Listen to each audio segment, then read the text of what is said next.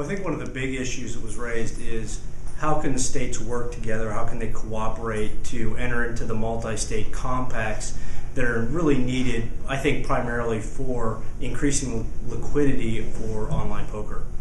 I mean, one of the points AG raised, he said, it's a question of how can states agree to compact in a way that's beneficial to all parties? And do you think there is a way to get around to that? Well, I think it's interesting on how it's done, and there are multiple structures out there and different ways you can do it. I think if you limit it to online poker and trying to increase liquidity for just online poker as opposed to other casino type games, I think there are definitely ways that you can do it and it's beneficial to all parties. And I think lotteries have some unique experience from the multi-state compacts they're already entered into for the multi-state games, your Powerball, your Mega Millions. And if you use that as sort of a template, or at least as an example on how multi-state compacts can work to share revenue, then I think all parties can benefit.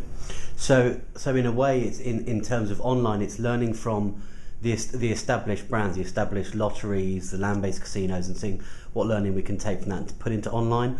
Or do you think it's learning from the guys over in Europe who have been doing it for years and bringing that, or a mix of the two?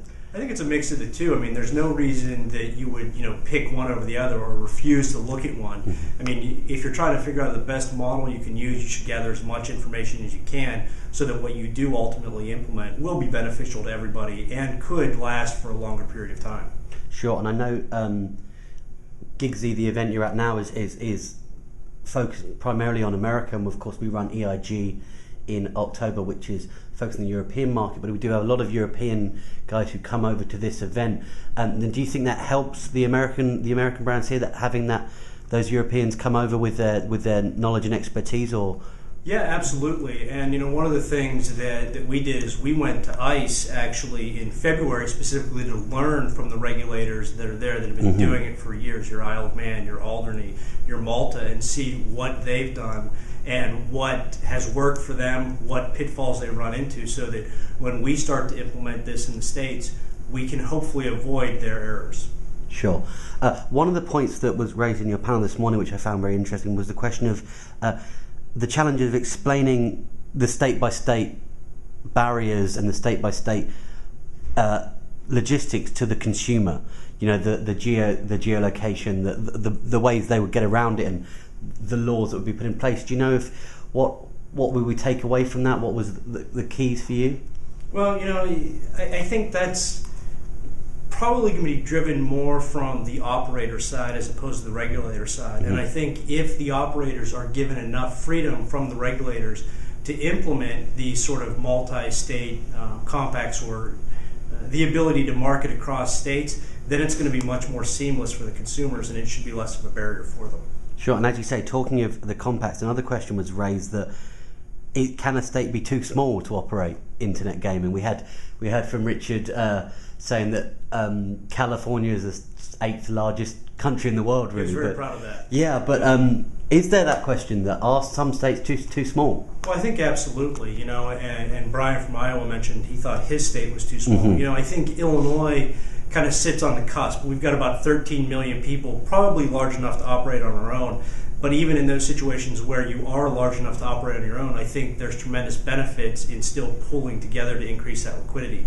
When you get into some of the smaller states, Delaware, they're less than 1 million in population. I think in order for them to be successful, at least with online poker, they'd be absolutely required to have that kind of multi-state or multi-compact agreement. And is that where a possible federal solution comes into play? Well, I don't know that you actually need a federal solution for that. I think that the states can probably operate on their own without the assistance of the federal government laying out what those guidelines would be. Obviously, some people will disagree, and while there could be some benefit to the feds on a lower tiered level, technical standards, those pieces, I think as you try to involve them more and more, you'll get more and more pushback from the states on an industry that has traditionally been state rights, run only by the states without the influence of the federal government. Okay, and final question, talking of the states and the states communicating with the other, do you feel events like Gigsy, like ICE, like EIG are the right places for people to be meeting and having these discussions around iGaming? Are they helpful for the industry to get everyone in one room and sort of hash it out, or are there different ways to go about it?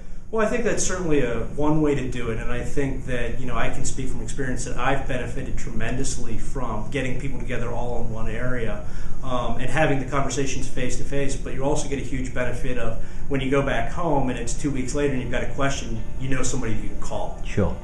Great. Well, thanks very much. That's wonderful. My pleasure.